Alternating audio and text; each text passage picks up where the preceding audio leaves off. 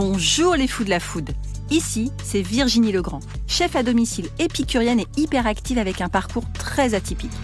Dans mon podcast, Passion sans modération, vous retrouverez tous les 15 jours des personnalités implantées dans la gastronomie d'aujourd'hui, des vrais amoureux du goût et de la vraie cuisine, des experts, tous enrobés d'une passion communicative.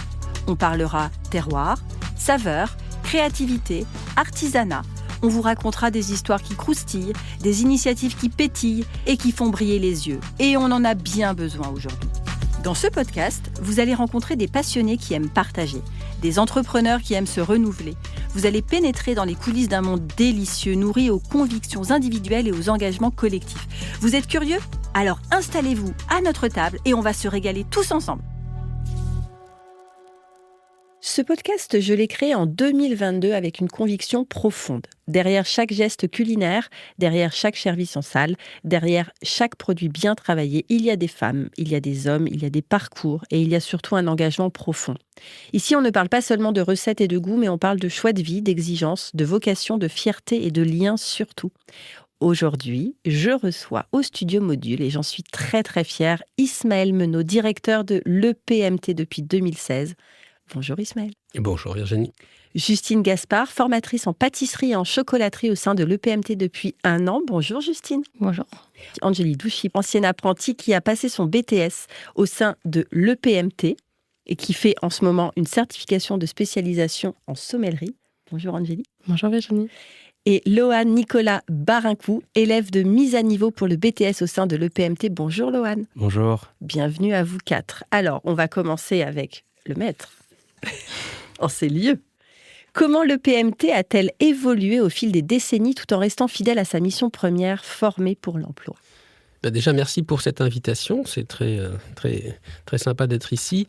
L'EPMT, ce n'est pas une école qui est née il y a 2-3 ans avec la réforme de 2018, parce qu'il y a une grande réforme sur l'apprentissage. Elle est née en 1978, donc on va bientôt fêter les 50 ans, puisqu'on est en 2026, donc dans 2 ans.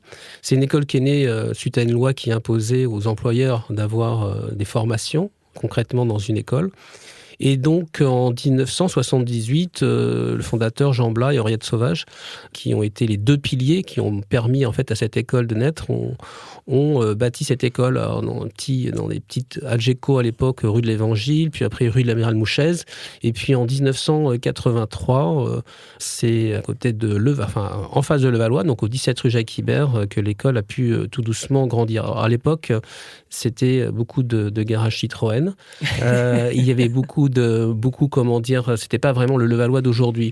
Et l'école a tout doucement grandi. On a eu une directrice générale qui était Henriette Sauvage et qui a passé la main donc en 2016 lorsque j'ai repris le flambeau. Donc c'est une école qui a 1200-1300 jeunes chaque année, qui forme du CAP jusqu'au Bac+5 uniquement en apprentissage dans les métiers de l'hôtellerie-restauration avec une 60 à peu près parcours, du CAP donc au Bac+5 avec un certain nombre de partenariats. Très bien, très riche. Alors, on a à table là 2 élèves. Loane Nicolas, j'ai du mal. Loane, quel est ton parcours, toi ? Pourquoi l'EPMT et quelle est ta vision au sein de l'EPMT ? Moi, tout d'abord, je sors d'un bac général, donc je viens de Versailles, donc au sein du lycée Marie Curie. Et derrière, j'ai voulu tout de suite, comme ce qu'ont pas fait mes copains, rejoindre un apprentissage en formation. Parce que c'est pour moi le plus important à l'heure d'aujourd'hui. Ça permet d'apprendre un métier, d'apprendre des valeurs de la vie, d'apprendre une passion qui est pour, je pense, tout le monde ici, la restauration, l'hôtellerie. Donc moi, je suis très content d'avoir pu rejoindre le PMT, en plus dans un BTS. Donc ça va être sur 3 ans, avec une année de mise à niveau, qui va permettre à tous les jeunes de ma classe de prendre ses marques, d'être prêt après pour la suite, pour les 2 premières années de BTS, avec, comme je pense, la plus vivre l'autre élève en face de moi. Donc voilà. D'accord, et du coup, représenter, incarner ce métier, qu'est-ce que ça représente pour toi, ce métier ? Pour moi, c'est surtout un héritage familial, où pas mal dans ma famille, ils ont eu des restaurants, ça a eu beaucoup d'impact. Mes grands-parents, mon tonton. Donc tu as vu les coulisses. Donc c'est ça, toujours les coulisses. Et maintenant, ça me permet d'être sur le devant de la scène et pourquoi pas les représenter plus tard avec mon restaurant à moi. Très bien, c'est ce que tu aimerais ? C'est ça, exactement. Ouvrir mon restaurant un jour, qui le sait. Bah, je te le souhaite. En Merci tout cas, beaucoup. je te souhaite le meilleur.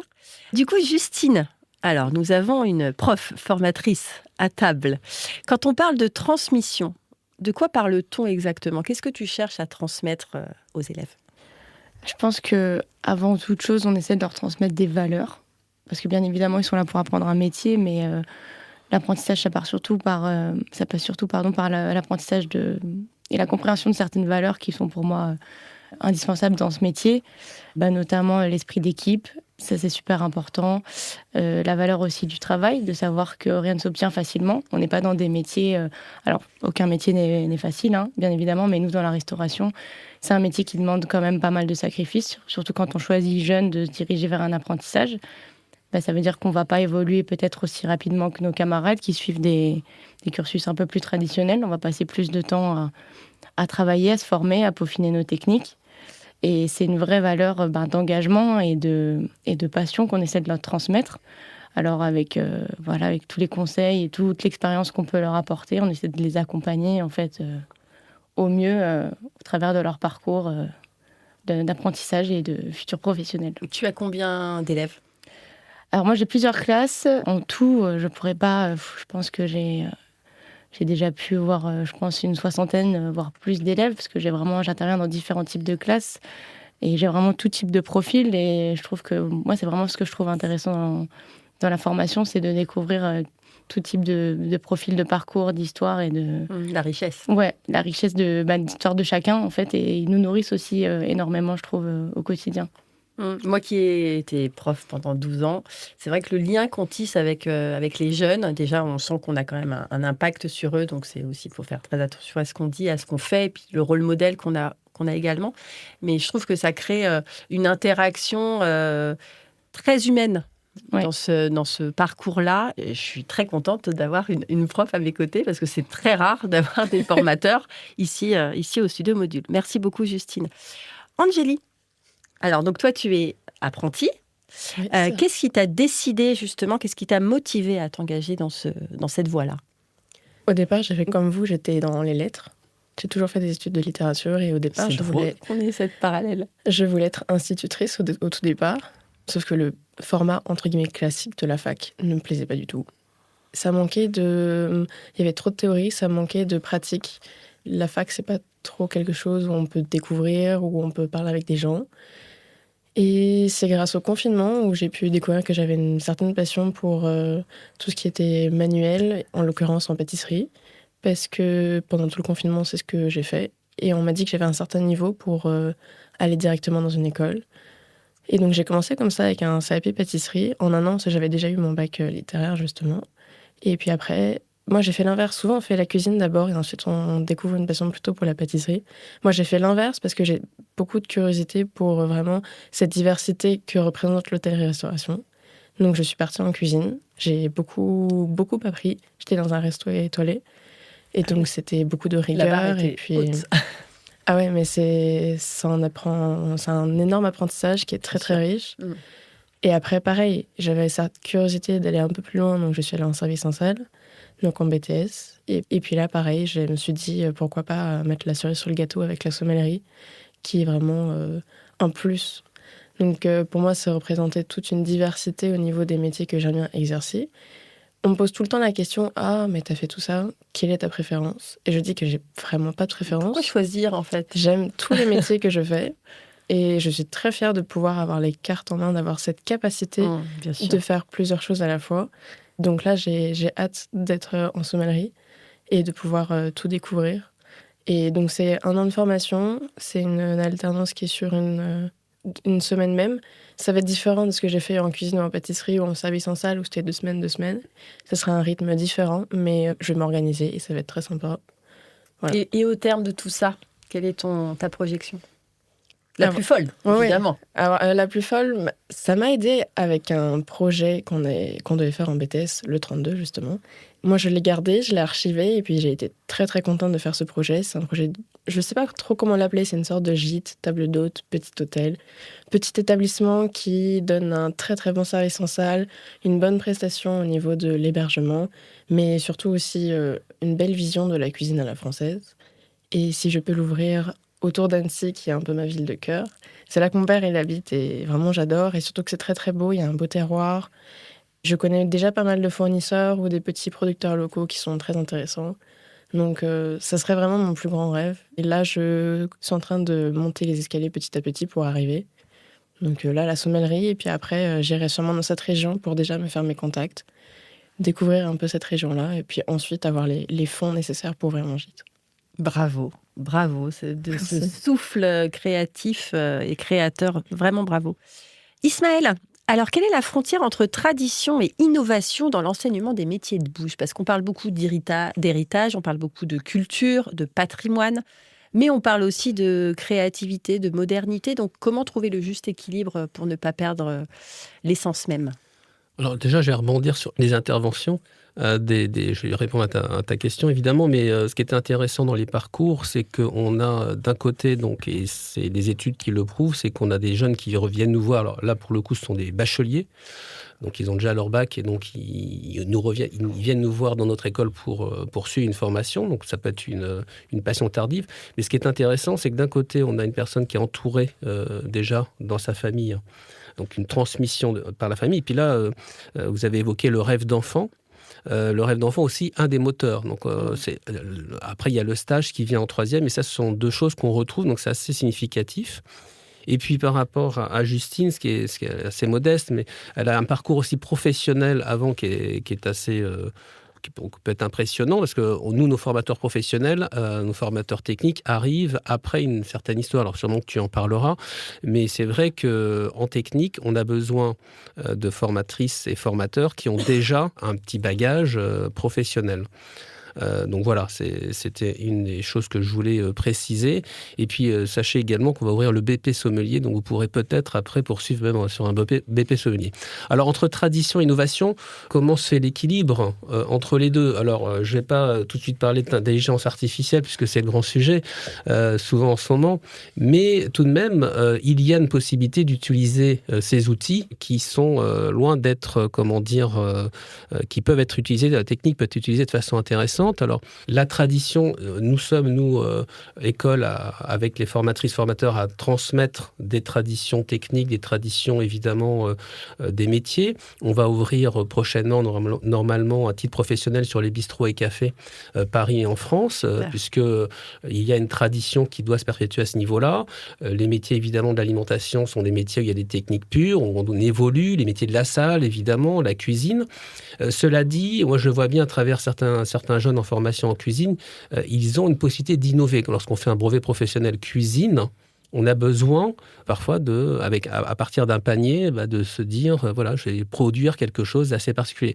Donc c'est un équilibre, je dirais, assez subtil entre tous les éléments technologiques. Notons les fiches recettes. On peut parfaitement demander les fiches recettes assez rapidement à partir d'un panier. Et donc c'est un équilibre entre les deux, tout en gardant en tête que nos métiers sont les moins exposés à toutes les nouvelles technologies, puisqu'on a besoin encore de l'intelligence dans la main, on a besoin de tout ce qui est effectivement la relation clientèle, la relation humaine, et ça c'est quand même un énorme avantage pour les jeunes qui vont venir nous voir et se former. Et donc l'innovation, c'est de toujours d'avoir, la boîte à outils. Notre boîte à outils, en fait, ce sont les référentiels des diplômes, parce qu'au bout du bout, on a quand même un diplôme à passer. Ces référentiels sont faits par l'Éducation nationale, ils sont un peu figés dans le marbre pendant quelques années, mais avec ces outils-là, on arrive quand même à sortir des projets, comme vous avez fait. Alors, vous avez parlé de l'E32, mais ça, c'est un peu barbare pour les gens qui nous écoutent.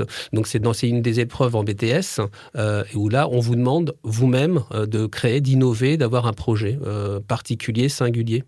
Donc ça, c'est clair, mais c'est dans la tradition de pouvoir, évidemment, dans le cadre du BTS, projeter quelque chose qu'on puisse noter à la fin du BTS.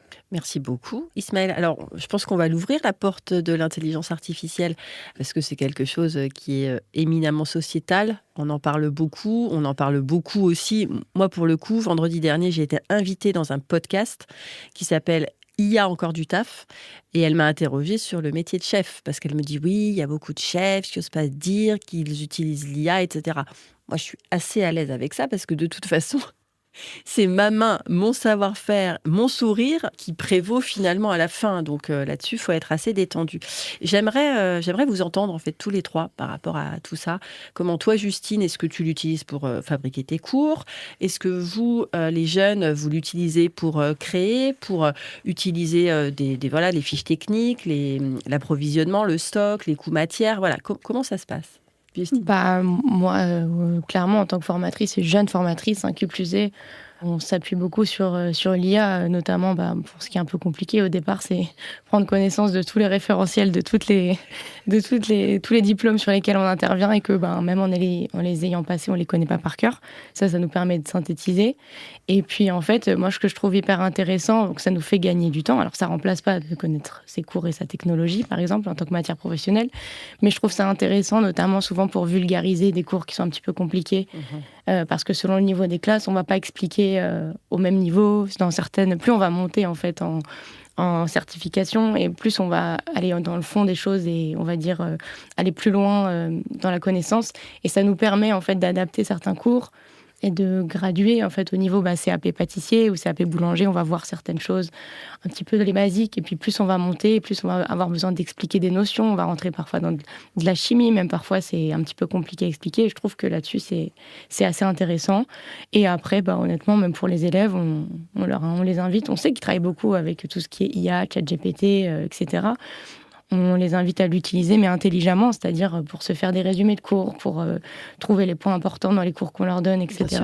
En fait, on revient surtout à cette idée de copilote, d'assistant, c'est ça. Et non pas de substitut. Moi, j'ai une fille qui passe le bac de français. Je lui dis, tu peux très bien l'utiliser pour faire tes fiches. Elle l'utilise, par exemple, pour tout ce qui est méthodologie. Ça, c'est très bien. Mais après, que ce soit l'IA qui fasse la disserte sur Stendhal, à la fin, quand elle va passer le bac, elle va se faire avoir. Donc, il y a aussi toute une pédagogie à avoir par rapport à ça, mais moi, le côté technophobe qui a peur de l'IA, au contraire, il faut savoir comment le prendre. Donc, merci Justine. Mais de rien.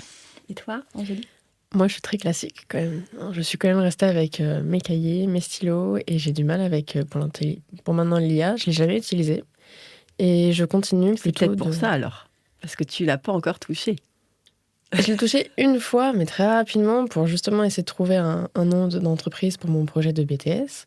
Ça m'a pas trop aidé non plus, mais pareil, pour ce genre de questions, on m'a dit « tu peux t'aider de l'IA, etc. » Moi, je préfère prendre le temps, réfléchir et puis avoir mes outils à moi avec mon cerveau et mes neurones pour avoir la bonne phrase, ce qu'il faut dire, et puis ça sera juste plus naturel que de savoir qu'il y a, entre guillemets, un ordinateur qui l'a fait derrière. Donc, je sais que pour mon âge, je suis très classique, mais même pour les cours, moi, les fiches, je les fais directement. Moi, ça me permet d'assimiler directement aussi mes cours. C'est ta méthode, du coup. Voilà. Donc, je ne suis pas du tout restreinte là-dessus. Si un jour je vais vraiment l'utiliser, je le ferai. Et je ne juge pas du tout ceux qui l'utilisent parce que si c'est là, c'est qu'il faut être utilisé. Moi, je vois plus comme un outil un peu plus grand, c'est-à-dire au niveau de la médecine, au niveau des grandes technologies spatiales, je ne sais pas. Mais pour l'instant, tout ce qui est métier de bouche, je ne vois pas trop l'utilisation ou l'utilité, surtout dans tout ce qui est manuel, c'est de la création. Je ne sais pas si l'IA pourrait remplacer notre création visuelle, sensorielle là-dessus. Ça, c'est sûr. Et donc, pour l'instant, j'aime mon classicisme comme ça. Ok, très bien. Et du coup, Lohan? Moi, c'est vrai que je suis né dans une génération où la technologie, c'est un peu ma maman, on va dire ça. Mais oui. Donc, c'est vrai que moi, j'ai eu la facilité d'utiliser des intelligences artificielles, notamment pour mon bac. Pour niveau méthodologie, en fait, j'avais AGGSP au bac. Donc, permettre d'apprendre 12 chapitres qu'on a vus sur toute l'année, c'est compliqué. Donc, il m'a offert une certaine méthodologie pour que je puisse passer mon bac correctement derrière. Et c'est vrai que maintenant, c'est vrai l'intelligence artificielle, elle est au cœur de tous les sujets.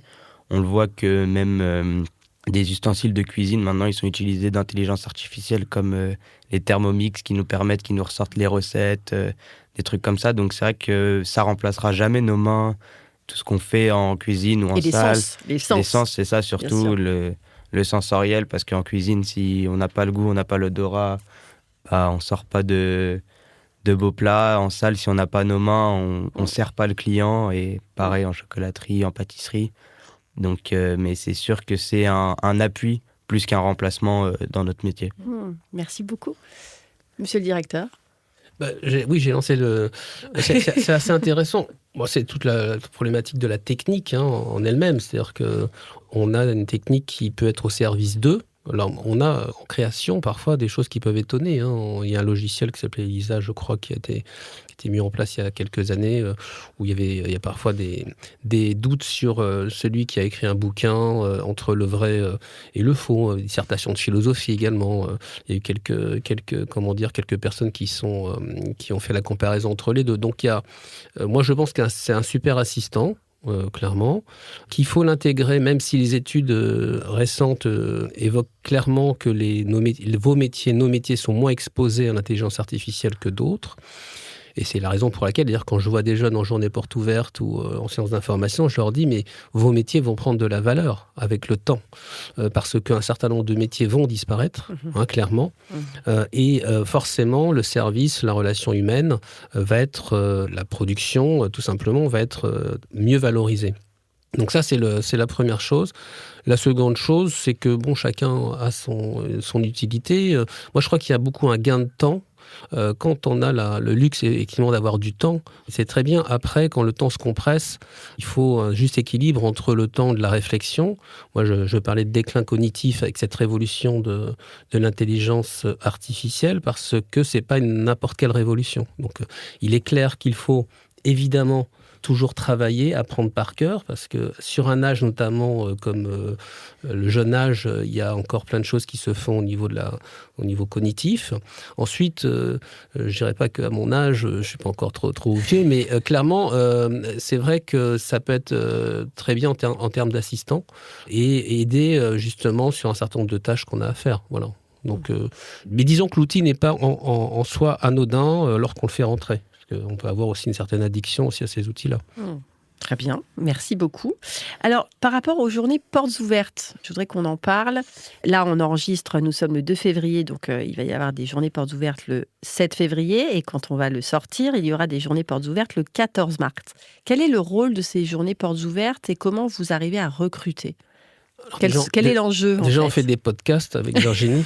Ça va marcher, ça va faire venir tellement de monde, le monde entier. Oui, bien sûr, dans le 17e. Non, mais en fait, déjà, comme j'ai dit, on est né en 1978, donc l'école a quand même une certaine réputation sur Paris, et pas que sur Paris, sur l'Île-de-France, et puis même à l'international.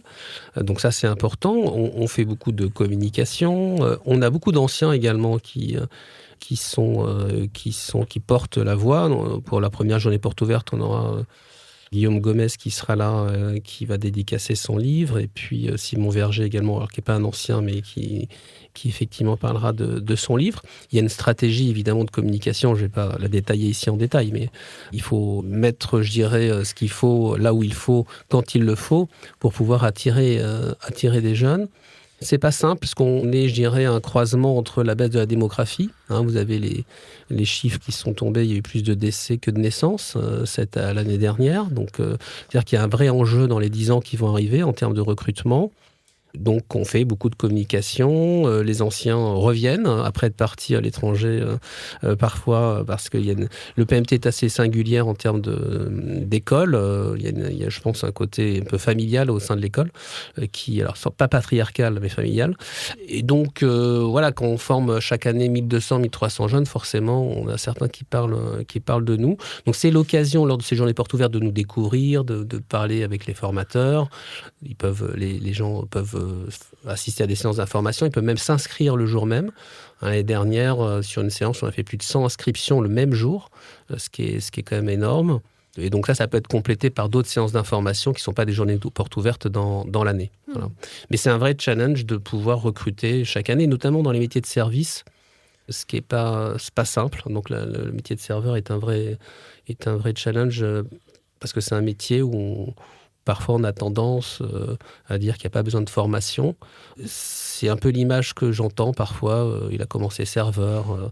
C'est le petit boulot. Mais non, en fait, il y a besoin aussi d'une formation, d'une maîtrise des langues. Puis je voulais revenir sur une chose, c'est que contrairement au système suisse ou allemand, qui est beaucoup mis en modèle. En France, vous avez des parcours, donc l'enseignement de la culture générale, du français, des langues vivantes. On a eu jusqu'à récemment encore du japonais, du mandarin, est très important. C'est-à-dire que on veut vraiment pousser vers des niveaux supérieurs. Voilà, il n'y a pas de plafond de verre. Si on travaille correctement, on peut très bien évoluer et assez haut dans la structure et dans la société. C'est un bel ascenseur social, vous savez, ces métiers-là peuvent à un certain nombre de jeunes de bien évoluer. Et je me permets de ne pas être tout à fait d'accord avec ce qu'a dit Justine, mais c'est le principe en fait, c'est des jeunes qui vont peut-être mettre un peu plus de temps au départ, mais dans leur progression en termes d'ascenseur social par rapport au niveau d'où on vient, niveau social, c'est aussi une façon de booster assez bien. Et puis, quand on a fait 5-6 ans d'apprentissage et quand on veut reprendre ou se lancer dans un restaurant, c'est ce que je dis aussi aux jeunes, hein, ils ont quand même un salaire. Ils ont un salaire, souvent ils sont encore chez papa, maman. Ils ont le même diplôme que l'Éducation nationale, sauf que c'est le mode qui est différent. Quand on a fait 5 ans d'apprentissage et qu'on a placé à peu près 500 ou 600 euros de côté, c'est quand même non négligeable pour après commencer dans la vie active. Et ça, souvent, alors certains voyagent, mais certains autres, en fait, mettent un petit peu de côté, on peut faire les deux, hein, mais pour pouvoir après se lancer dans la vie active. Et s'émanciper. Très bien, merci pour ce rappel. Alors, à table, on a 2 apprentis. Donc, moi, j'aimerais entendre Éloane et Anjeli. Qu'est-ce que vous aimeriez dire justement à ces jeunes qui vont venir à ces portes ouvertes pour les convaincre de rentrer et d'enclencher un bout de leur vie à l'EPMT? Moi déjà, depuis tout à l'heure, on parle beaucoup de voyage. Cette année, j'ai la chance dans moins d'une semaine de partir en Erasmus avec donc dans ma formation. Je pars travailler 3 mois dans un hôtel aux Canaries, à Las Palmas précisément. Donc ça va être une vraie expérience en plus. J'ai vraiment hâte de plonger au cœur de ces 3 mois sur place là-bas parce que ça va être tout différent. Là, je suis dans un restaurant. Là-bas, je vais être au service à salle dans un hôtel. D'autres codes, d'autres rencontres, d'autres langues. Donc ça va être vraiment intéressant. Et je pense que c'est vraiment ça le jour de la journée porte ouverte que j'avais fait avec mes parents et mes amis. Parce qu'on y était vraiment allé avec beaucoup de personnes ce jour-là, je me rappelle. J'avais pas réussi à convaincre tous mes amis, mais j'avais réussi à me convaincre moi. Donc je pense que c'est déjà le principal. Et c'est vrai que ce programme avec une mise à niveau, déjà dans un premier temps, ça permet de rencontrer d'autres personnes. On vient tous de milieux différents dans ma classe. Il y en a qui ont des CAP menuiserie, d'autres qui ont des bacs biologie, qui ont 2 fois mon âge, certains. Donc c'est hyper intéressant. Et ça nous permet de tous nous regrouper et de pouvoir se lancer après sur une première vraie année de BTS avec d'accomplir plein de nouvelles choses, avec déjà un savoir-faire, car on a une année où on est en apprentissage et on a chacun notre entreprise. Donc c'est un petit plus, voilà. Ça, c'est le programme Étoiles et Continents. Il y a 2 programmes, hein, donc c'est Étoiles et Continents, en mobilité, effectivement. Et je ne sais pas si vous avez des cours de théâtre, vous. Oui, cette année, on a des cours de théâtre avec un professeur très sympa. Oui, du coup, je n'aurai pas la chance d'y participer, mais on est en train de créer un spectacle pour... Parce que tu seras aux Canaries ? Ouais, voilà, c'est ça. Il y a des choix à faire, quand même. Et donc, on est en train de créer une soirée à thème avec notre classe. Donc, je pense que le résultat va être très sympa. Super. Et du coup, Anjeli, qu'est-ce que tu auras envie de dire aux gens qui hésitent ? Quand on vient voir la journée porte ouverte de l'EPMT, moi, j'ai l'impression que c'est comme, justement, on dirait un grand établissement hôtelier. Chaque chose est vraiment minutieuse, tout est chronométré, mais à la fois oui et non, parce que ça reste quand même très humain. Et donc, il y a tout un groupe qui va nous faire découvrir les classes, les formateurs, les différents métiers. On peut aller en service en salle et voir des flambages, des découpes, des cocktails qui sont faits. En boulangerie-pâtisserie, on peut voir les chocolatés en pleine création. Et je trouve ça vraiment très, très bien. Je me rappelle, donc je suis allée à une porte ouverte avant d'aller en mise à niveau. Et j'étais même pas convaincue. Je savais que c'était ma place parce que c'est très familial. On est très vite à l'aise avec les formateurs qui sont vraiment incroyables. Moi, j'adore les formateurs qui sont là-bas. C'est ça qui me pousse à revenir Justine, aussi. prends pour toi, c'est gratuit. Voilà. Non, les formateurs. En plus, par rapport aux langues, moi, j'ai eu la chance de faire de l'italien et du japonais. Et tous les formateurs, ils sont natifs. Donc, on peut vraiment bien apprendre. Ils sont très sympas. Même les autres, ils sont pédagogues. Et j'ai vu tout ça aux journées portes ouvertes. En tant que futur élève, ça donne vraiment envie. On est dans un milieu où on est à l'aise, on peut s'exprimer, on peut créer, on peut être créatif. Et surtout, on nous laisse la chance. Le PMT, c'est une école qui laisse la chance à tous et à toutes, que ce soit de n'importe quel milieu avant, que n'importe quel âge. On peut revenir justement, et moi, c'est ça qui me donne envie. Là, cette année, je suis partie pour faire plein de voyages, mais je reviens avec hâte, parce que je sais que c'est vraiment très agréable d'être là-bas. Mais quel éloge! Mais directrice adjointe. C'est eux qui en parlent le mieux. Hein. Non, mais c'est pour ça que c'était important d'avoir la question. Du coup, Justine, quelles sont selon toi les 3 valeurs non négociables aujourd'hui dans le monde de la gastronomie dont tu es le porte-parole? Les 3 valeurs...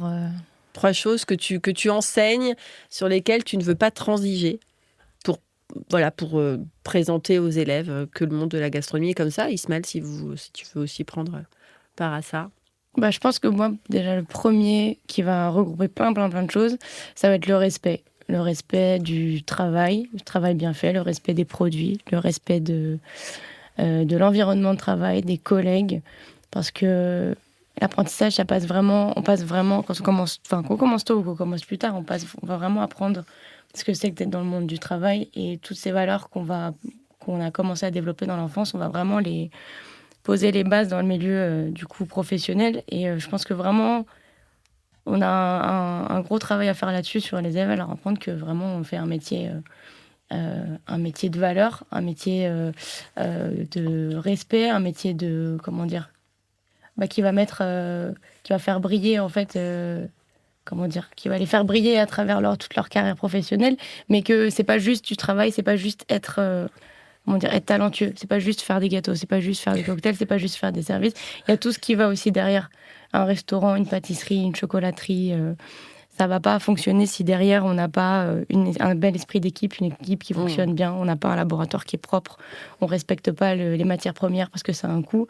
Je pense que c'est pour ça que ça regroupe énormément de choses. C'est vraiment le mot qui, je trouve, qui englobe tout en tout cas, ce que j'essaie, moi, de transmettre à mes élèves. Après, il y aurait aussi la tolérance, parce que comme on disait aussi, il y a énormément d'élèves de tout environnement, de tout milieu social, parfois avec aussi des élèves en situation de handicap, et on sera amenés tout au long de leur vie, ils seront amenés tout au long de leur vie à travailler avec différents types de profils, des gens avec qui ils vont pas forcément non plus s'entendre.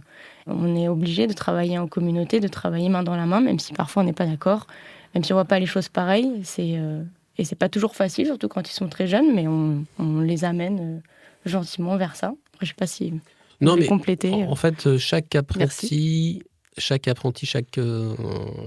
salarié de l'école signe une charte des valeurs qui a été d'ailleurs co-construite avec un certain nombre de salariés. Et c'est vrai que c'est un ciment, je trouve que c'est bien dès le départ qu'on partage la même vision. Alors, la vision stratégique, pas forcément partagée à ce niveau-là, à d'autres niveaux, mais sur les valeurs, vous parliez du travail. Et je crois qu'il faut rappeler quand même qu'on a été créé par des professionnels.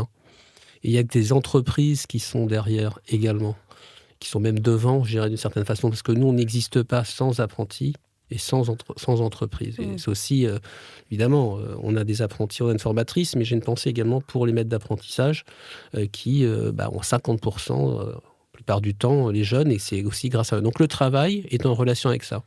La passion, sans aucun doute. Alors, je ne sais pas si la passion en tant que telle est une valeur, mais en tout cas, partager sa passion, et notamment pour des formateurs qui ont été parfois des anciens apprentis, c'est bien de partager, être au service d'eux également. Le service, il se retrouve évidemment lorsqu'on est en service en salle, mais de façon plus générale, il se retrouve lorsqu'on va créer tablette de chocolat, lorsqu'on va produire et qu'on va présenter aussi sa production culinaire en salle, lorsqu'on va être en sommellerie et qu'on va présenter le vin également. Il faut toujours avoir donc cela. Alors, on parle beaucoup des hard skills, des soft skills. Ce que je dis toujours aux apprentis et aux parents, c'est qu'on n'est pas là, nous, pour éduquer les enfants. on est là pour leur transmettre. C'est un trait d'union. Voilà, c'est un trait d'union. Et donc, mais un apprenti qui vient, par définition, n'y connaît pas grand-chose, sauf s'il a été entouré dans un milieu où il a déjà fait des stages, d'où l'importance également des stages. Donc voilà, donc ce sont des valeurs traditionnelles, travail, exigence, passion, goût de la créativité également, qui sont importants, puisqu'on aime bien créer également avec nos différents métiers. Merci beaucoup. Lohan, comment se passe ton organisation du coup entre l'école et le terrain ? Concrètement. Du coup, on est sur un rythme 2 semaines école, 2 semaines en entreprise.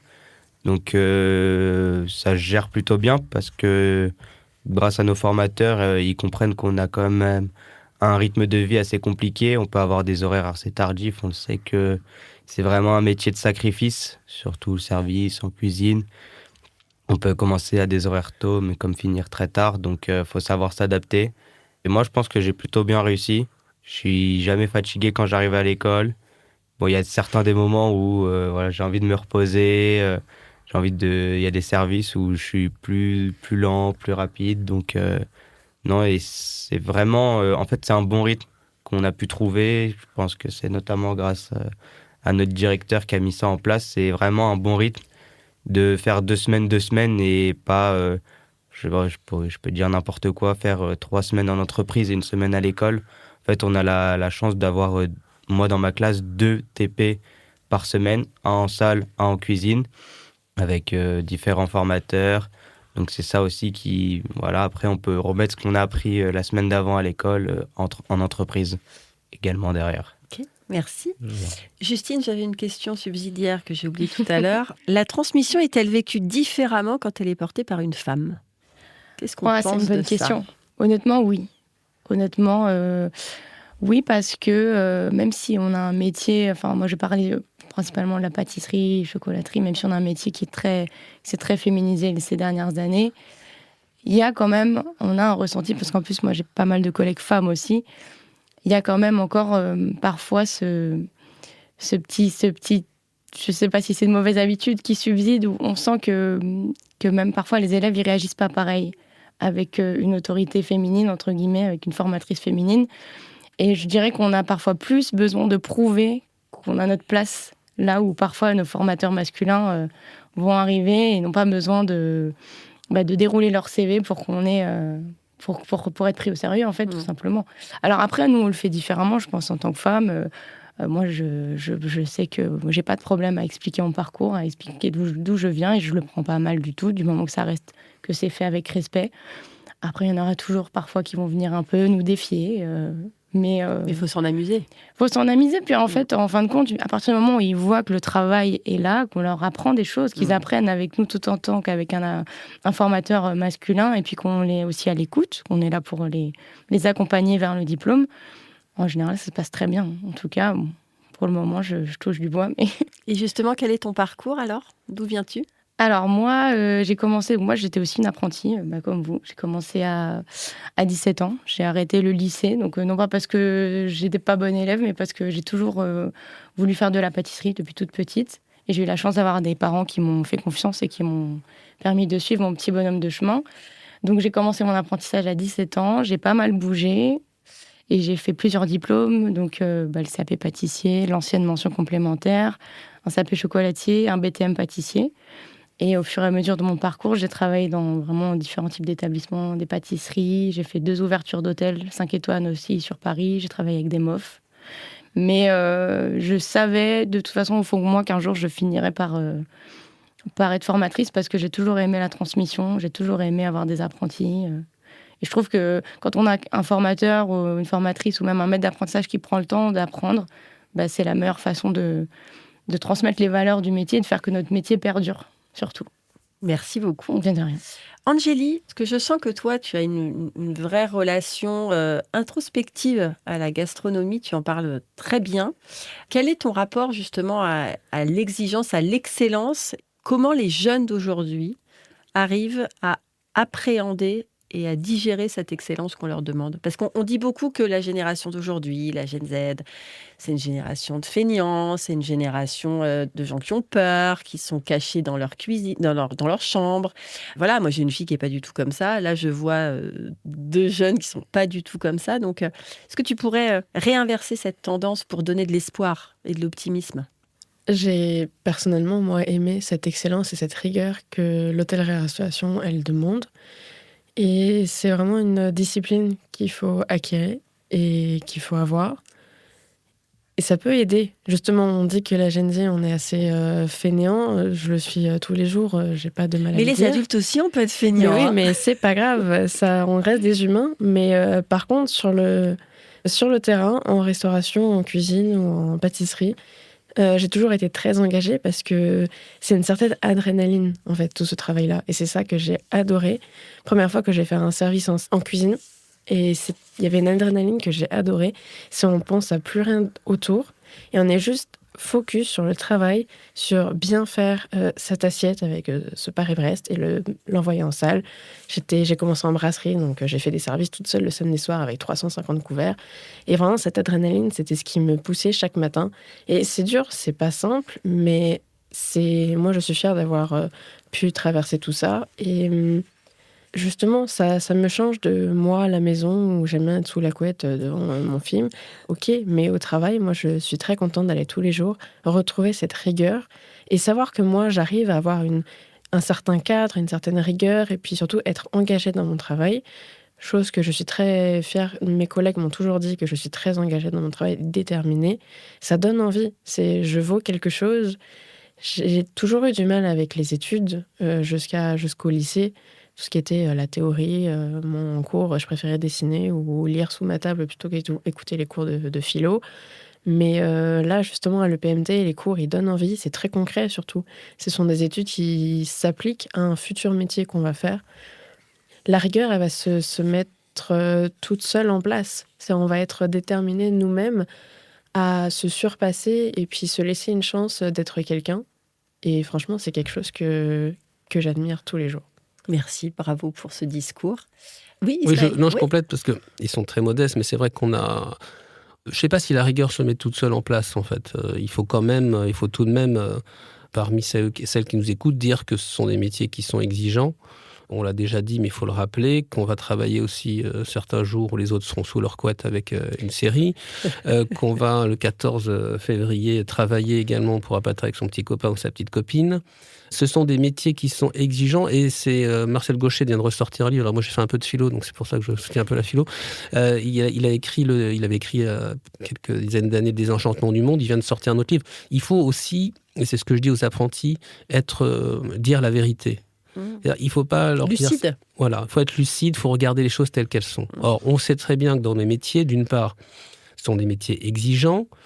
On a également 99% des choses se passent bien, mais il y a parfois aussi dans ces métiers-là des choses qui ne sont pas tolérables au sens propre. Et donc, il faut qu'il y ait évidemment, de la part de l'éducation, de la part de celles et ceux qui accompagnent, une vigilance par rapport à ça.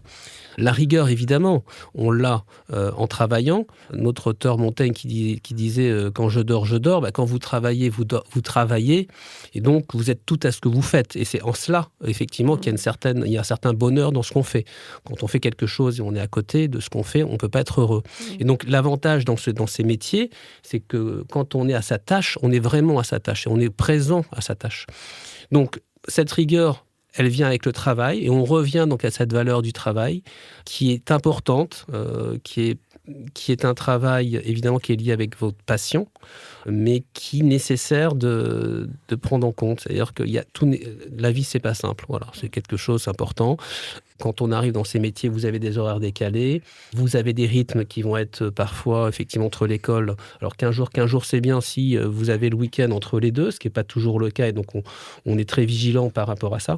Donc voilà, il y a une exigence vis-à-vis votre exigence vis-à-vis des entreprises et les formatrices, formateurs qui font des visites d'entreprise regardent ces aspects-là. C'est important aussi de le dire pour les parents qui nous écoutent, parce que l'image de l'apprentissage n'est pas toujours très bonne, même si elle a changé. Et le fait qu'on soit en entreprise, parfois, peut faire peur.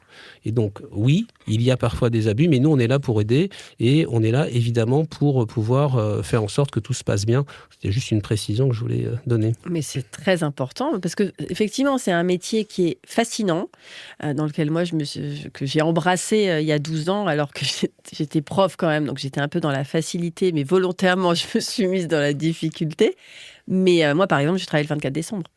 Voilà, j'étais au service d'une famille pour 17 personnes et c'était super. J'ai eu mon petit cadeau au pied du sapin. C'était trop mignon. Voilà, donc il y a aussi cette intelligence relationnelle qu'on a. Il y a l'intelligence créative, évidemment. Il y a l'intelligence artisanale, mais il y a vraiment l'intelligence relationnelle et ce goût du lien, en fait, qui pour moi est éminemment important et intrinsèque en fait à mon identité. Donc quand on a trouvé quelque chose qui nous plaît, faut foncer, faut aller jusqu'au bout. Et là, quand vous parliez de cette concentration, cette surconcentration, c'est ce qu'on appelle le flow en fait artistique. Comme les gens qui peignent, le flow, c'est-à-dire on est dans l'instant présent, on oublie tout et c'est là où on donne le meilleur. Donc faut que ça continue. Alors première partie finie. Deuxième partie. Donc moi, je suis une ancienne prof de lettres. Donc, je vais vous lire un passage et je vous poserai une question ensuite. Mais quand d'un passé ancien rien ne subsiste, après la mort des êtres, après la destruction des choses, seule, plus frêle mais plus vivace, plus immatérielle, plus persistante, plus fidèle, l'odeur et la saveur restent encore longtemps, comme des âmes, à se rappeler, à attendre, à espérer sur la ruine de tout le reste, à porter sans fléchir, sur leurs gouttelettes presque impalpables, l'édifice immense du souvenir. Donc c'est Monsieur Marcel Proust. Oui. Quelle est votre Madeleine de Proust ? Eh oui, c'est pas facile. Mon grand-père. C'est lui qui m'a mis dedans. On peut redire l'héritage familial, justement. Moi, je viens d'une famille, que ce soit du côté de ma maman, indienne, ou du côté de mon père, un breton, je le précise quand même. J'ai un énorme héritage familial autour de la gastronomie et j'adore, j'ai tous les souvenirs qu'il me faut, que ça soit au niveau olfactif, en plus j'ai une bonne mémoire olfactive, ou que ça soit visuel qui sont dans ma tête, ou juste les sensations au niveau du toucher. Je me rappelle de tous ces moments que j'ai passés dans la cuisine avec mon grand-père, qui vient d'une famille de bouchers, donc qui m'a enseigné cette passion pour la connaissance du produit et avoir des bons produits. Mais vraiment, c'est ça, c'est tous les bons souvenirs qui sont innombrables que j'ai dans la cuisine avec ma famille. C'est vraiment quelque chose que je retrouve tous les jours quand moi, je suis en cuisine. Alors, comment on fait le grand écart entre la culture indienne et la culture bretonne ? Les deux vont très bien ensemble. J'en suis un produit de métissage dont je suis très fière, mais... Oui, hier j'étais en famille, on a mangé indien et ce soir il me reste des produits indiens que je dois manger. Mais cet après-midi je vais quand même faire des crêpes parce qu'aujourd'hui c'est la Chandeleur. Donc c'est vraiment un métissage que j'embrasse tous les jours et puis que je poursuis. Je garde les deux, c'est très important. Et puis pareil, j'ai réussi, quand j'étais en CAP pâtisserie, il y avait un projet également à faire qu'on appelle le chef-d'œuvre et c'est pareil, c'est nous donner la possibilité de créer nous-mêmes un entremets. Pas forcément un entremets, c'est juste tout ce qu'on veut, mais quelque chose qu'il faut créer ou recréer. Et j'ai eu la possibilité de créer ce qu'on appelle mon entremets ayurvédique. Et donc, j'ai fait un travail autour des saveurs avec un biscuit au clou de girofle. J'ai fait un crémeux vanille avec de la cardamome et c'était vraiment incroyable. Un travail sur manger quelque chose de bon, mais qui est très bon pour notre corps aussi. Donc, voilà. C'est allier la cuisine française et indienne. J'ai réussi à faire les deux, donc voilà. Bravo. Justine, une idée ? Quelque chose qui t'évoque le patrimoine, la douceur, l'enfance. Ouais, alors moi, je viens pas du tout d'une famille de cuisiniers pour le coup. Moi, tout le monde vient du milieu médical, donc moi, je suis un peu pas la bête noire, mais bon. L'extraterrestre. Voilà, l'extraterrestre. Donc moi, je pense que oui, ça va quand même être les valeurs, mais plus avec mes grands-mères. Ma grand-mère italienne qui avait toujours ces bons repas italiens autour desquels on se retrouvait, et puis les premiers gâteaux que j'ai commencé à faire avec ma grand-mère, mais ma grand-mère paternelle, où je me souviens, où je passais, elle me laissait justement ce côté créatif. Alors c'était quoi les gâteaux ?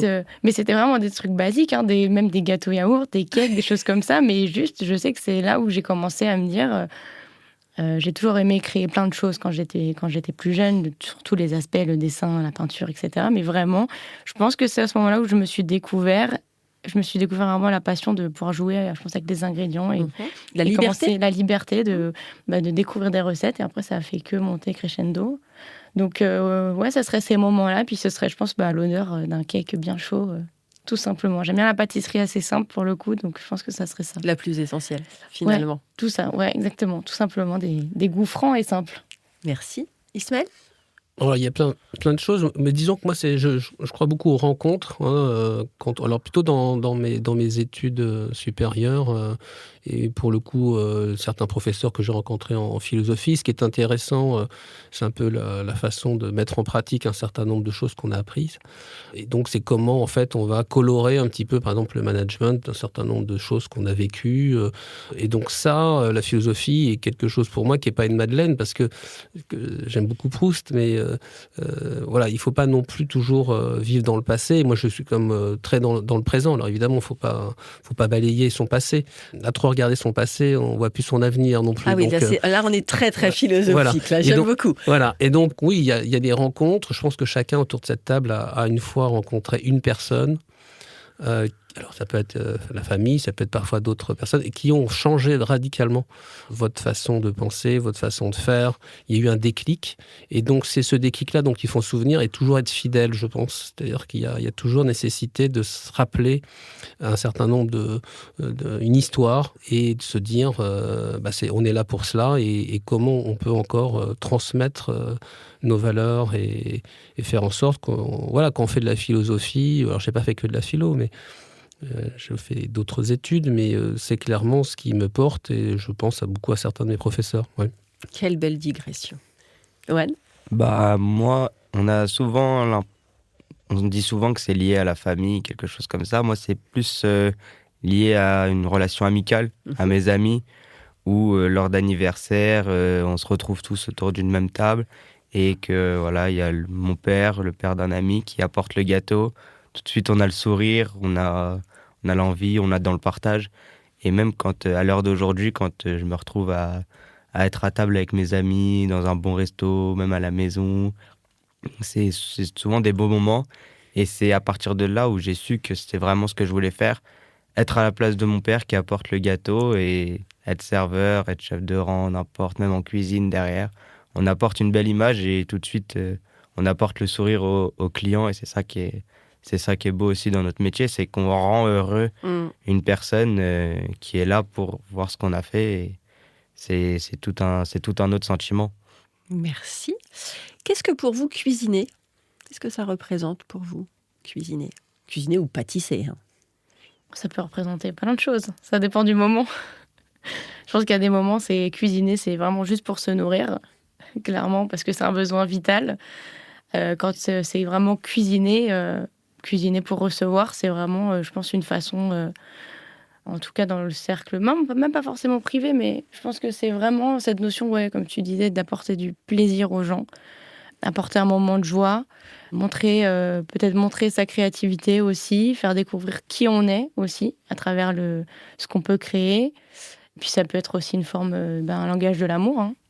Parfois, on n'est pas très doué pour exprimer ses sentiments, mais on les exprime à travers un repas, à travers un dessert. En fait, c'est une façon, je pense, d'exprimer à la fois ce qu'on est et puis ce qu'on ressent, je pense. J'adore. Merci, Justine. Angélie ? Je suis totalement d'accord avec ce que vous dites, Justine, parce que le langage de l'amour, c'est vraiment ça. J'ai toujours exprimé l'amour pour quelqu'un, que ce soit mes collègues. La semaine dernière, j'ai amené un énorme Paris-Brest pour le pot de départ de mon manager. Que ce soit avec ma famille, avec d'autres personnes. Même quand j'ai fini mon BTS, j'ai amené des petits choux à la crème pour mes profs. On a une obsession chou, là, j'ai l'impression. Parce que Paris-Brest, les choux, pâte à choux, on adore. C'est simple et facile à faire. Oui et non, ça dépend. Ça fait mal aux épaules, en tout cas. Ouais, mais non, cuisiner, c'est... Moi qui suis dans un petit appartement, des fois, c'est aussi me surpasser. Oui, c'est sûr que je vais devoir manger, j'ai faim, s'il y a un besoin vital. Mais je vais quand même avoir tout le temps cette obsession de faire quelque chose de bien avec mon échalote et ma pomme de terre qui reste au fond du frigo. Et à chaque fois, mon copain, il me dit, mais comment tu fais pour faire un bon plat? C'est simple, hein, genre rajouter quelques trucs, un peu de vin, un peu de machin, un peu d'épices. En plus, je rajoute beaucoup d'épices, je sais pas, par mon passé, par mon patrimoine indien un peu. Mais en 2 mots, c'est le langage de l'amour et puis beaucoup de créativité. Et moi, toute ma vie tourne autour de la créativité. Pareil, la peinture, je fais quoi? De la mosaïque, je fais de la danse, enfin, créatif. Et puis voilà, c'est ça la cuisine pour moi. Super. Yoann? Moi, c'est vrai que la cuisine, c'était pas vraiment mon dada avant. Je faisais des gâteaux de temps en temps, mais c'est depuis que je suis rentré à l'école, à l'EPMT, que j'ai découvert vraiment qu'est-ce que c'était vraiment la cuisine, de par que ce soit les TP juste pour notre classe ou même des TP où on est accompagné de BTS, de PP qui nous apprennent voilà, durant un service et qui sont à nos côtés, et se dire que je suis aux amuse-bouches ou aux entrées, et c'est ce que je vais faire là, ce que le client il va manger. Et après, quand on a leur retour, quand on va les voir, ça fait chaud au cœur de se dire, voilà, ils ont mangé ce qu'on a fait, alors qu'on n'avait peut-être aucune connaissance en cuisine ou qu'on n'aimait pas. Donc moi, cuisiner, c'est vrai que c'est souvent du partage, mais comme comme l'a dit Justine aussi, c'est un langage d'amour. Et moi, c'est vrai que j'ai l'habitude maintenant de faire à manger pour ma famille ou même pour ma copine, voilà, de temps en temps, même pour mes amis, hein, je reviens toujours à ça, mais on est parti 1 semaine en vacances tous ensemble, et le seul qui cuisinait, c'était moi. C'était ton fourneau. Super, merci Léon. Et du coup, Ismaël? Ils ont très bien parlé. Là, je pense qu'il y a... Ce qui est intéressant, moi, je cuisine très peu, mais je cuisine un petit peu, c'est l'attention qu'on a déjà. Donc ça, c'est une première chose. On a toujours une attention, même si c'est pour soi. C'est-à-dire que même se cuisiner quelque chose de bien pour soi, c'est prendre soin de soi. Et je trouve que c'est bien. Également, c'est un moment à soi. C'est pas égoïste de dire qu'on peut parfois se préparer un bon repas. Et puis c'est effectivement donc l'intention et l'attention, c'est-à-dire que encore une fois, on revient lorsqu'on est à faire de la cuisine, on est à ce qu'on fait.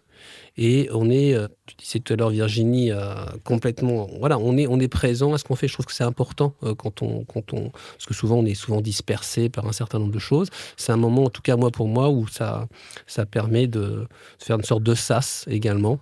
Alors parfois c'est pas un sas, parfois pour certains c'est carrément le sas est ailleurs, mais pour moi c'est peut-être un sas, oui. Donc quand ça m'arrive de cuisiner, je cuisine assez rarement, mais quand je le fais, voilà, c'est plutôt dans cette dynamique. Merci beaucoup. Merci à vous 4. Et la dernière question, quelle est votre définition de la passion?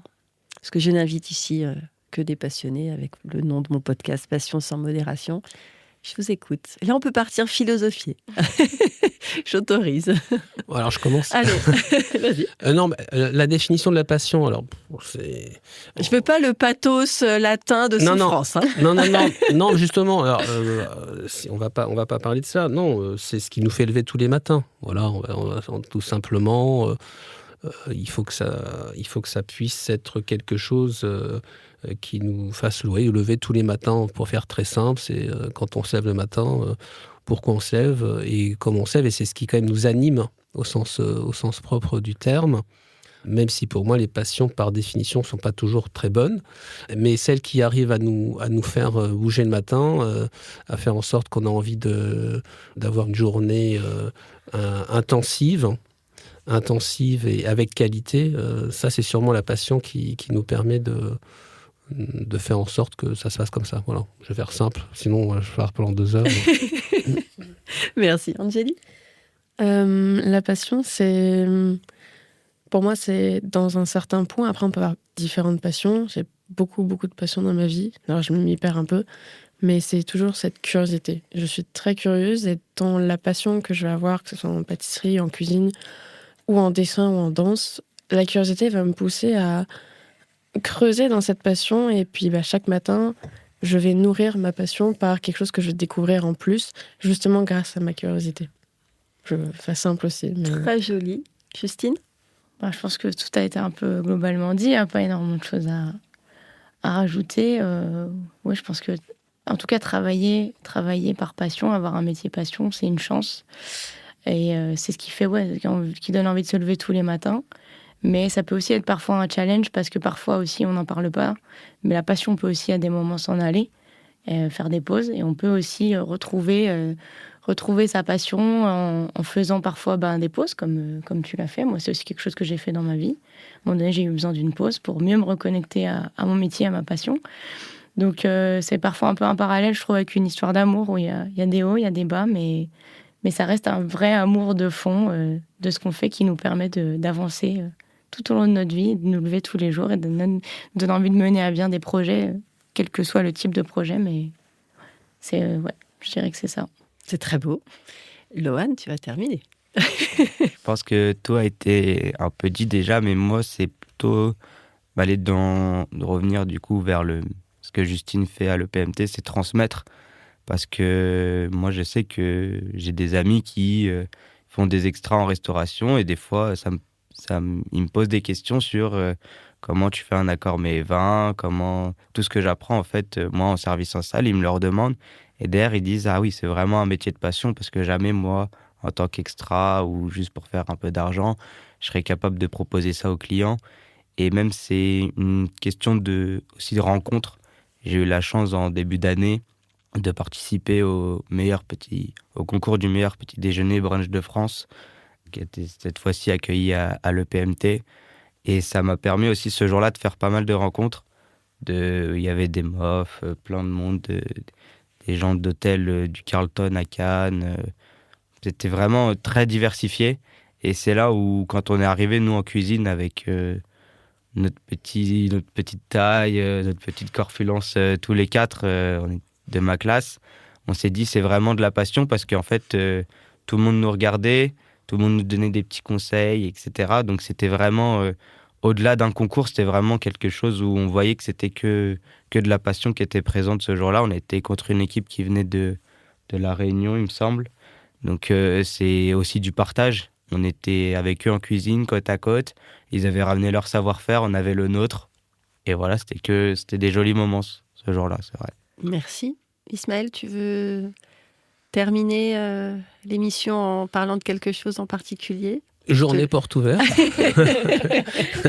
Voilà, donc venez les voir. Voilà, n'oubliez pas de justement voir maintenant, parce que vous avez entendu beaucoup. Donc venez, on parlait d'essence tout à l'heure, donc vous avez la voix, vous pourrez avoir la vue, vous pourrez goûter et vous pourrez également découvrir une école qui s'agrandit, puisque on va avoir un nouvel espace avec une nouvelle cuisine, 2 nouvelles cuisines, une salle aussi bien-être, une salle de e-gaming pour les jeunes. Et oui, je choque, mais je le dis quand même parce qu'en fait, il va y avoir un espace de vie. Les jeunes ont des rythmes scolaires qui sont d'apprentissage qui sont difficiles, donc ils ont un espace à eux, également une nouvelle chambre d'application.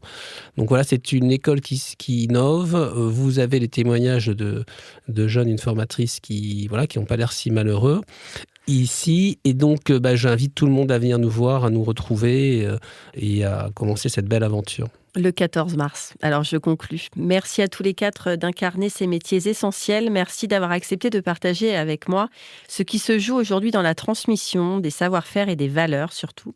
Vous nous rappelez que l'artisanat est un héritage vivant qui se nourrit de traditions, d'innovation et de passion, sans aucun doute. Il engage autant les mains que le cœur et que l'âme, parce que animer vient d'âme aussi. Merci à tous les 4 pour cet échange si profond. Merci beaucoup, Justine. Merci à toi. Merci, Angélique. Merci beaucoup. Merci, Loan. Merci à vous. Et merci, monsieur le directeur Ismaël. Monsieur le directeur vous remercie également.